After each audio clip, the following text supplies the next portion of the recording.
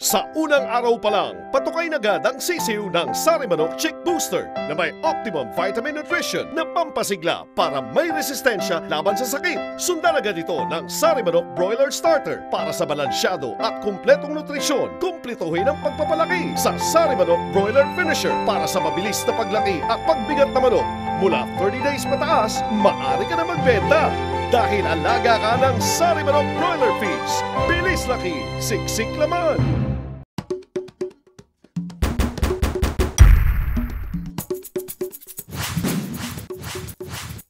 Kapihan at Sari Manukan is brought to you by Sari Manok Duck Layer Feeds.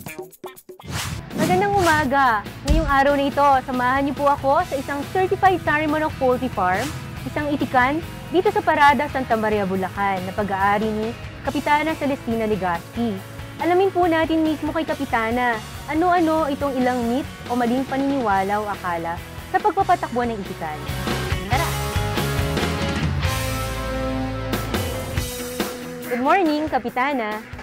Ay, good morning, Doktora. Napansin ko po medyo modernized na po yung setup ng farm. Kailan po at paano po kayo nagsimulang magnegosyong itikan? Nagsimula po kami nung 80s hanggang 90s. Nagsimula na naman po ang mister ko noong 2004. Huminto po kami ng 2010. Nung pong yumao na po siya, nagsimula po ako ng 2013. 3 beses na po kami nag-iitik. Ganito rin po ba yung naging pamamaraan ninyo nung araw? Noon po, Dok, na 80s, ang amin pong itik nasa lupa lang. At saka noon po, meron silang paliguan na para po bang swimming pool na maliit. Ang ipinapakain po namin noon ay, ang tawag po namin doon ay mata-mata at saka binlid at saka po suso. Noon naman pong pangalawang pag-iitik namin, medyo po may pagbabago na. Hindi na po namin sila hinahayaang maligo. At meron na po kaming formulation na kami po ang gumagawa. Ipinapapelletize po namin sa aking bayaw na may pelletizer. Kaya po as early as 2000, nagpe-pellet na po ang aming itik. Pero sila po ay nasa lupa pa din.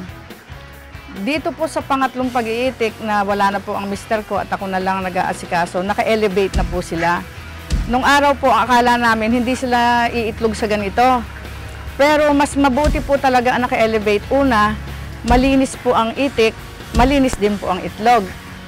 At saka po, menos po sa ipa. Dahil po pag sila nasa lupa, bili po kami ng bili ng ipa. Yung po bang rice hulls, mahal din po yun eh. Kaya ngayon po, kung ikukumpara po ang pag-iitik namin ngayon doon sa kauna-unahan, napakalaki na po ang ipinagbago ng pamamaraan. Ngayon, commercial feeds po ang ginagamit ninyo, Kapitana.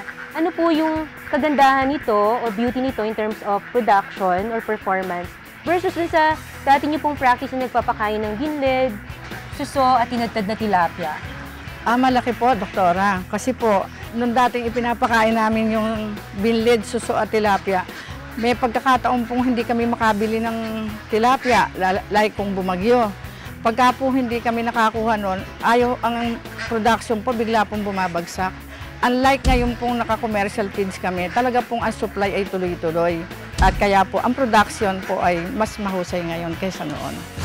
Ito po kasing pag-iitik na noong araw po ay hindi pinapansin to ng mga financial institutions. Ngayon po, dahil medyo modernized na, pati po pagkain ay commercial na, nakakapag-loan na po sa bangko ang mga may-ari ng may itikan. Kaya po yung impact sa kabuhayan, mas maganda po ngayon ang epekto nito kaysa sa dati. Thank you ho, Kapitana. Magandang araw. Magandang araw. Ayan ho mga kasari manukan. Subukan naman ho natin mag-explore ng mga bagong pamamaraan upang mapaunlad o ma-improve or i-modernize ang ating duck farming. Yan ang pabaon sa inyo ng Kapihan at Sari Manukan. Dito lamang po sa AgriTV, Hayop ang Galing. Kapihan at Sari Manukan was brought to you by Sari Manok Duck Layer Feeds. Inaanyayahan namin kayo na mag-participate sa AgriLink na gaganapin sa World Trade Center, Pasay City ngayong darating na October 15, 16, and 17. Sigurado po ako na marami kayong matututunan na new techniques sa poultry farming, broiler, layer o itik. Tara na mga kasari manukan!